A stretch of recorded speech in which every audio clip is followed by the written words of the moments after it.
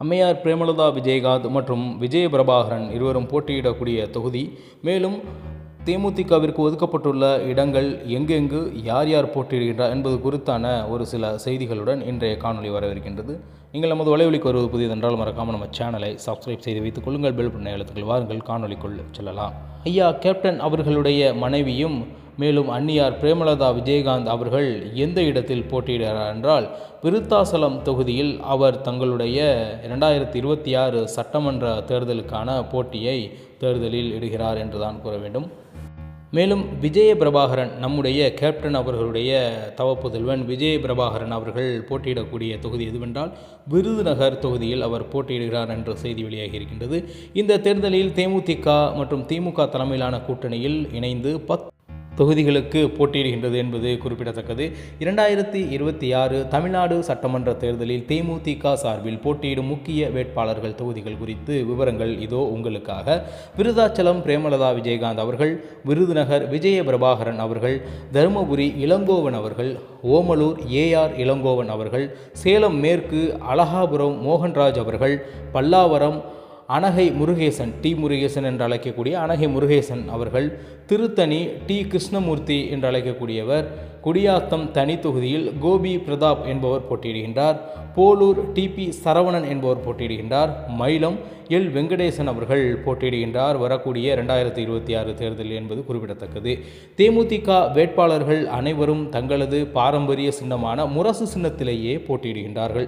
இந்த தேர்தலில் ஏப்ரல் 23, 2026 அன்று நடைபெற உள்ளது என்பது குறிப்பிடத்தகுந்த ஒரு செய்தியாக இருக்கின்றது. 2026 தமிழ்நாடு சட்டமன்ற தேர்தலில் தேமுதிக போட்டியிடும் இடங்கள் முக்கியமான அதிமுக தலைமையிலான தேசிய ஜனநாயக கூட்டணி மற்றும் புதியவரான தமிழக வெற்றி கழகம் மேலும் நாம் தமிழர் கட்சி போன்றவைகள் போட்டியிடக்கூடிய இடத்தில் போட்டியிடுகின்றது என்பது குறிப்பிடத்தகுந்த ஒரு செய்தியாக இருக்கின்றது.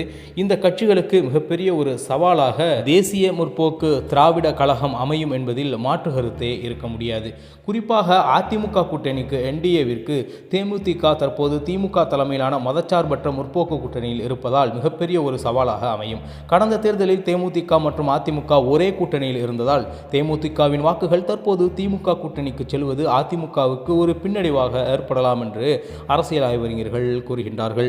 அதிலும் குறிப்பிடத்தகுந்த தொகுதிகளான விருத்தாச்சலம் பிரேமலதா விஜயகாந்த் போட்டியிடும் இந்த தொகுதியில் அதிமுக நேரடியாக போட்டியிடுவதால் விஜயகாந்தின் செல்வாக்கு மற்றும் திமுகவின் ஆதரவு இணைந்து அதிமுகவிற்கு பெரும் சவாலை ஏற்படுத்தும். விருதுநகர் பகுதியில் விஜய பிரபாகரன் அவர்கள் களம் காணும் இந்த தொகுதியில் இளைஞர்களின் வாக்குகள் சிதற வாய்ப்புள்ளதால் இது அதிமுக மற்றும் பாஜக வேட்பாளர்களுக்கு சவாலாக இருக்கும் என்பது குறிப்பிடத்தகுந்த ஒரு செய்தியாக இருக்கின்றது. பாட்டாளி மக்கள் கட்சி மிகப்பெரிய ஒரு பாரம்பரிய கட்சியாக அனைவராலும் பார்க்கப்படக்கூடிய இந்த கட்சி வடார்காடு மற்றும் தருமபுரி மாவட்டங்களில் பாட்டாளி மக்கள் கட்சிக்கு பிஎம்கே வலுவான வாக்கு வங்கி உள்ளது. தற்போது தேமுதிக அந்த பகுதியில் போட்டியிடுவது பிஎம்கேவிற்கு சவாலாக அமையலாம் என்ற செய்திகள் குறிப்பிடுகின்றன. இங்கு தேமுதிக சார்பில் இளங்கோவன் போட்டியிடுகின்ற அதே சமயம் பிஎம்கே சார்பில் சௌமியா அன்புமணி போட்டியிடுவதால் இரு கட்சிகளுக்கும் கடுமையான போட்டி நிலவும் என்று அனைவராலும் எதிர்பார்க்கப்படுகின்றது. மேலும் இளைஞர்கள் வாக்குகள் பிரிப்பு. நாம் தமிழர் கட்சியின் முக்கிய பலமே இளைஞர்களுடைய வாக்குதான்.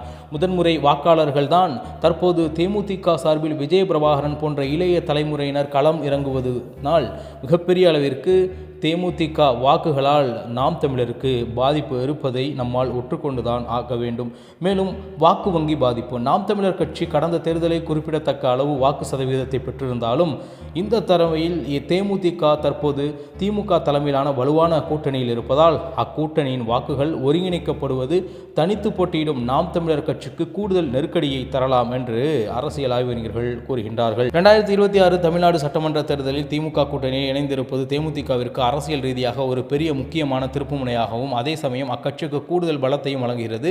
இதன் முக்கிய அம்சங்கள் என்ன என்பது குறித்து பார்ப்போம். கடந்த 2021 ஆண்டு சட்டமன்ற தேர்தலில் 0.43% வாக்குகளை மட்டுமே பெற்று தேமுதிக தற்போது ஆளும் கட்சியின் திமுகவின் பலமான கூட்டணியில் 10 இடங்களை பெற்றிருக்கின்றது.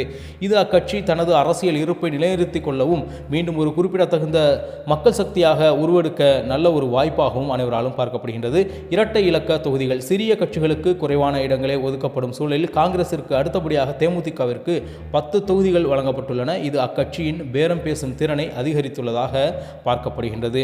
வாரிசு அரசியலின் அங்கீகாரம். விஜயகாந்த் அவர்கள் மறைவிற்கு பிறகு அவருடைய மகன் விஜயபிரபாகரன் விருதுநகர் தொகுதியில் போட்டியிடுவது கட்சியின் அடுத்த கட்ட இளைய தலைமுறையினரை வாக்காளர்களிடையே கொண்டு செல்ல உதவும். கடந்த நாடாளுமன்ற தேர்தலில் அவர் இதே விருதுநகர் மிக குறைந்த வாக்கு வித்தியாசத்தில் 4379 வாக்கு வித்தியாசத்தில் தோல்வியடைந்தார் என்பது குறிப்பிடத்தகுந்த ஒரு செய்தியாக இருக்கின்றது.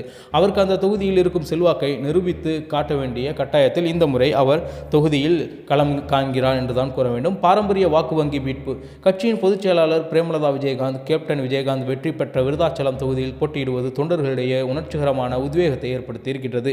இது சிதறி கிடக்கக்கூடிய பழைய தேமுதிக வாக்குகள் மீண்டும் ஒருங்கிணைக்க உதவும் என்று கூறப்படுகின்றது. வெற்றி வாய்ப்பு அதிகரிப்பு. திமுகவின் வலுவான வாக்கு வங்கி மற்றும் கட்டமைப்புடன் இணைந்திருப்பது தேமுதிக வேட்பாளர்கள் வெற்றி பெறுவதற்கு வாய்ப்பு கணிசமாக உயர்ந்திருக்கின்றது. குறிப்பாக பலமுனை போட்டிகள் நிலவும் இந்த தேர்தலில் திமுக கூட்டணியின் ஆதரவு தேமுதிகவிற்கு பெரும் பக்கமளமாக அமையப் போகின்றது என்பதுதான் மிக சிறந்த ஒரு விடயமாக இருக்கின்றது. ஒட்டுமொத்தமாக இந்த கூட்டணி தேமுதிகவை ஒரு சாதாரண கட்சி என்ற நிலையில், சாதாரண கட்சி என்ற அந்தஸ்திலிருந்து தற்பொழுது ஒரு மிக பக்கபலமாக உள்ள ஒரு கட்சியாகவும் அரசியல் சக்தியாகவும் தமிழ்நாட்டில் மாற்ற இருக்கின்றது என்றுதான் கூற வேண்டும். பார்க்கலாம் 2026 தேர்தல் எந்த அளவிற்கு தேமுதிகவிற்கு சாதகமாக அமைகிறது என்று எதிர்காலத்தில் காணொலிகளின் மூலம் உங்களிடம் பகிர்ந்து கொள்கின்றேன். அதுவரை உங்களிடம் விடைபெறுவது உங்கள் தமிழா செய்திகள். நன்றி, வணக்கம்.